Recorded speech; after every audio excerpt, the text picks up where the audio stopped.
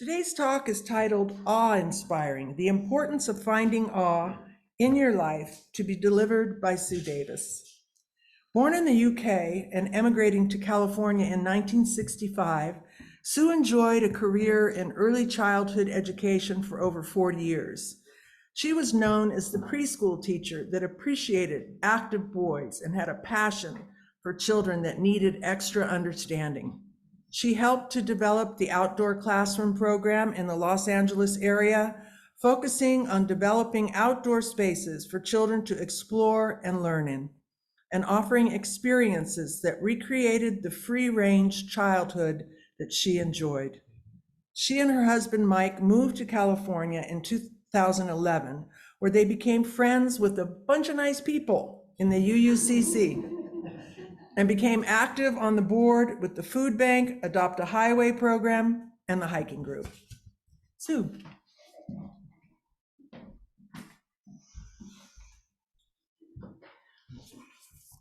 Good morning. And thank you, Kat, and thank you for giving me this wonderful book that I inspired my talk today. And Kat, I'm in awe of you and what you do in your life. Thank you. Before I get into the talk, though, I have to say that this is the 5th of November, Guy Fawkes Day, right? remember the 5th of November.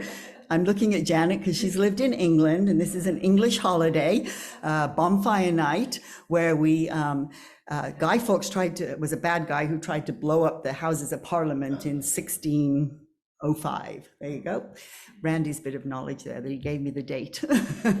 And anyway, the plot was foiled, and now in England, all the children go around with, they stuff things kind of like our scarecrows, make little guys, Guy Fawkes, effigies, and in old clothes, and we wheel it around town saying a penny for the guy, and they give you a penny. And then you build a big bonfire, put the guy on top, and set fire to the whole thing. And that's Guy Fawkes Night in England. But November 5th was also the day that me and my family set sail from Southampton and emigrated to the States. So it's a pretty emotional, awesome thing. Thank you. Now, to start with the talk, right? So in education, we have this term of scaffolding knowledge, where you build each little piece of knowledge on top of each other. And we've had a few speakers in the last few months that kind of are talking about the same thing, how we find happiness in life, how we find spirituality. Laurie Gardner, what was his name? Jasnam. All of that seems to be building in us. And I think I followed the same thing. My talk kind of scaffolds on that. And even if some of it seems repetitive, as educators, we realize that you have to keep repeating some of this stuff for it to cement as a concept in our lives. Throughout the book, this is the book, thank you. I got to explore awe. And today I came to the point of it, what it is, why it's important, and how we can find it. So that's kind of what I'm going to go over today in what inspired me in this book. As Keltner defines it, awe can be described as the feeling of being in the presence of something vast that transcends your current understanding of the world. Now that seems like kind of a lofty idea, but I also say that awe isn't only a big thing, it's also lots of little things. We often, we can say, oh, I have goosebumps, oh, it gives me the chills, or something that makes you cry, or something that utters, oh my God, or ooh, ah, wow, that's awesome. Sorry. Okay. And I also found another one yesterday, driving down Ardith towards my walk on the ranch. And that hump that you come over and the whole ocean is there in front of you. And I said, it's breathless. It's breathtaking. It takes my breath away. It's breathtaking. And so there's another one. But we say these often, but what might we gain by intentionally recognizing what these experiences do for us? There is scientific research that these kind of experiences release dopamine and oxytocin into our bodies, producing calmness, stress reduction, and improving mood and mental health. Experiences of awe stimulate the vagus nerve, and its response allows us to connect, be open and more creative, and to look beyond our everyday self. It lifts us up, which can have an effect of lifting up the people around us. So Keltner studied stories of awe from over 3,000 narratives in 20 different languages. And he determined different categories, which include wild awe, which is the connection to nature; moral beauty, which is awe inspired by kindness, courage, and overcoming obstacles; musical awe, art or geometric awe; and something he calls collective effervescence. I love saying that, so, and I like that one. So I jumped right in on collective effervescence. So collective effervescence, so the subtitle of this chapter in the book is How Moving in Unison Stirs the Awe of Ritual, Sports, Dance, Religion, and Public Life. So imagine Janet's experience at Burning Man, something she shared with us a few years ago. My own needing to dance with the group at music festivals. You just can't resist it. You just have to get out there and dance. Mike joins the traditional friendship dance at powwows. Marching at a peace rally. How about a Stones concert? Where everyone at the end is going, hoo, hoo, hoo, hoo. Even on the freeway afterwards, leaving the Coliseum, people are still going, hoo, hoo. Me too. How about when we sing together here in church? Doesn't that feel kind of like collective effervescence? So in moving in unison, we can feel exalted. We developed a shared awareness of what unites us. We sometimes even become biologically in rhythm with each other. We shift from an egocentric point of view to a shared attention. I also found interesting what Keltner found in the narratives of people incarcerated in San Quentin. By the way, he mentioned Just Mercy, which was the last film we saw together here. That affected him in his research too. The most common thread of awe among the prisoners fits into the moral beauty category. They reported finding awe in the small acts of kindness that others offered them, the words of appreciation and encouragement. They reported that they felt more hope and kindness and compassion towards others when they experienced this kind of awe.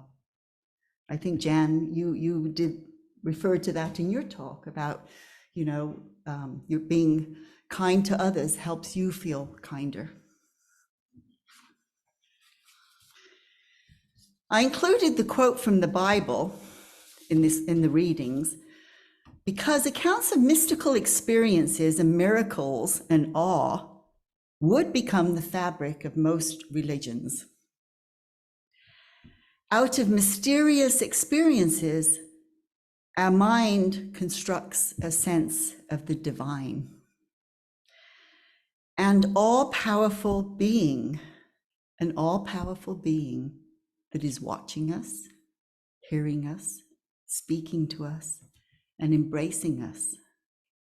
An entity that helps us make sense of the mysteries. Of course, the wild and nature category was what spoke to me most and the one I'm most familiar with. But one study, this is very interesting, fascinated me. Sociologists assess the natural beauty of each of the 3,100 counties in the United States in terms of sun, weather, water, and topographical diversity that the county offered. They found that as a county's natural wonders rose in abundance, its denizens were less likely to attend church or adhere to a religious dogma. So this is what they found. Getting outside is its own form of religion. And the interviews that they did often mentioned finding the divine in nature. So speaking of musical awe, I want to share an experience that I had just a couple of days ago. So we were listening to music, and Emmylou Harris and Willie Nelson came on the music with singing a duet, Gulf Coast Highway. I don't know if you know that song, but it's a song that chokes me up. And we were listening to this song, and it was actually bringing tears to my eyes. And I had to think of why. I had to stop and think, why does that give me this emotion? So then I thought about aging. And as I age, I think about the legacy of what I want to leave behind. But I also think about how I want my family to see my death. And I love in this song the line, "And when we die, we'll catch some blackbird wing and fly away to heaven." And that's how I really do want to think of that end of life, and how I want my family to think of me up there somewhere looking down on a bird's wing. So that gives me that emotion, right? And that's really awe.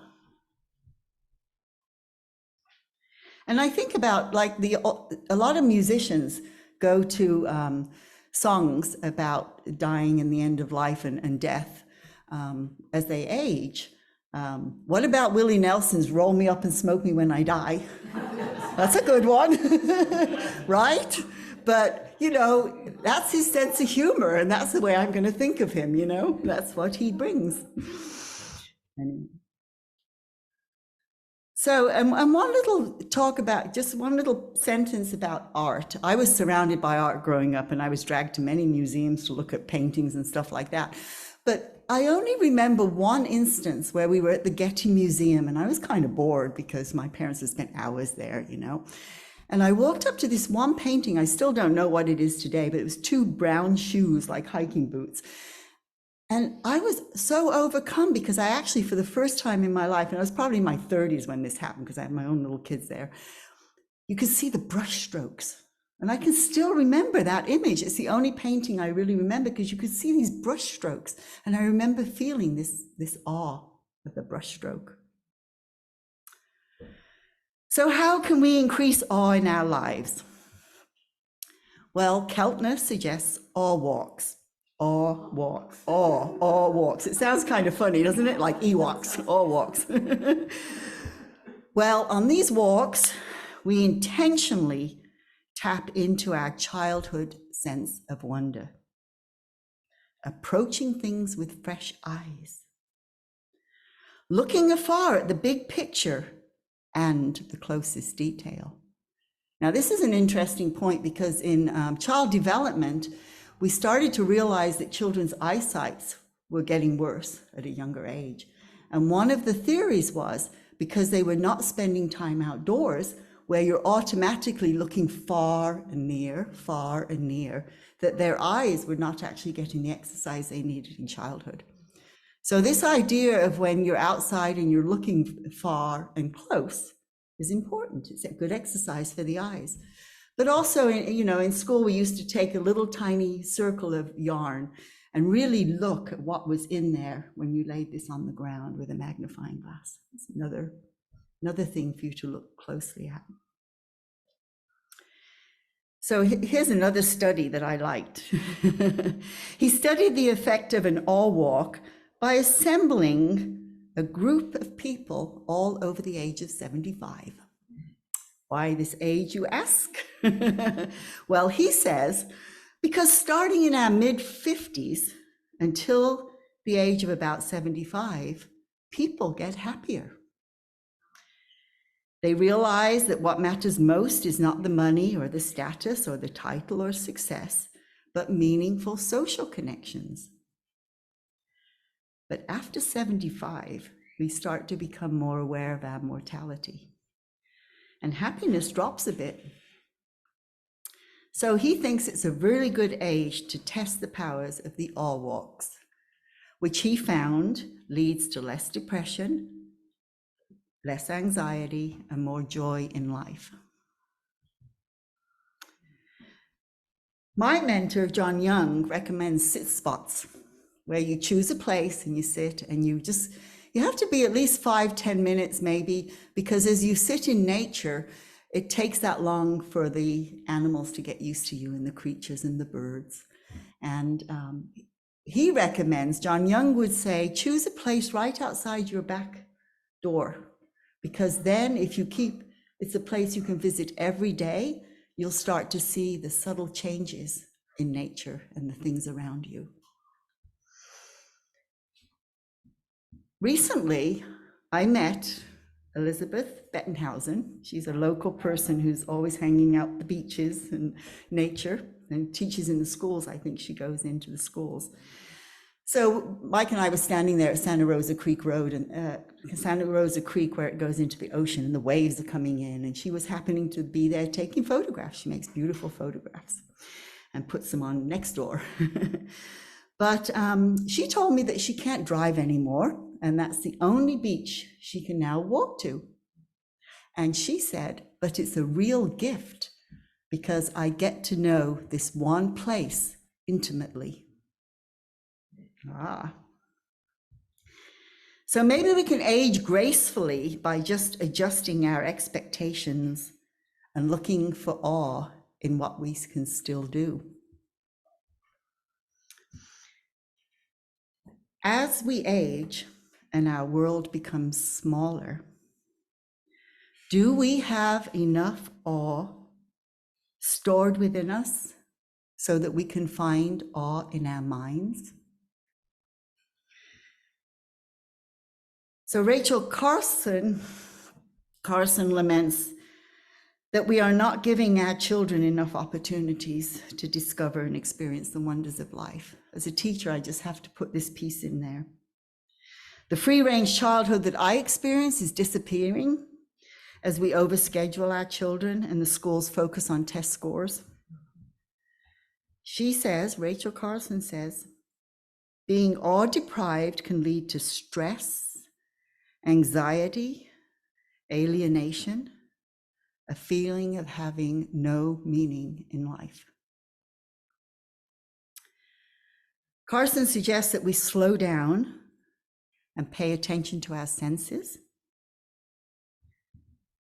Try and see where that sound comes when that bird is singing. Use deer ears. You know what deer ears are? When you're listening to nature, you can go like that and it just magnifies the sound. Deer ears. So train yourself to feel awe. Be intentional in including it in your life. Research says that we just need a couple of minutes a day. Find awe in walking the bluffs in the wind. something that brought me to tears after a storm, walking along just the ranch. It's like you could feel this magnetism in the air, right? Biting into an apple. I was sitting reading my book under the apple tree, and Mike and I had been talking about when the apples would be ready, and I was sitting there reading my book, and I looked up, and here's this apple, and I just reached up and picked it and bit into it. And then I was thinking about everything we had seen in the growth of this apple from the tiny little flower, and that just touched me greatly. Here's one. Singing out loud at the top of a mountain. So Janet and Mary and Randy and I have done that. Here we are hiking up this huge mountain. Do I exaggerate? No, with backpacks on our back, right? And we get to this ridge up at this saddle. And up there is this woman that's known as the singing hiker. And Mary had met her on the trail before, and she was singing. And as she finished her song, these 4 young men joined in, perfect harmony with a song. And when they finished, we joined in and started to sing Blue Boat Home on the top of a mountain, right? Can't get more awesome than that, right? Whew. Sing out loud at the top of a mountain or by yourself. Ponder those questions that have no answers. Where is that ant going? Why? Who tells the birds when to change direction? Talk to the animals. They might talk back. And here's one. Okay. Hold the hand of someone dying. Awe isn't always a happy thing. I mean, when I held my mum's hand and she died, it was an awesome thing. It was just transcending anything I'd ever felt before. It was awe. A little sad, but also awe. At Art's Halloween party, Dolores asked me what the takeaway is of my talk. She always asked me good questions that I ponder. And I think it's twofold. First, how important it is to find things that we are excited about. Secondly, the importance of us gathering together, that collective effervescence that energizes us, that makes us feel part of a whole. Thank you. Thank you.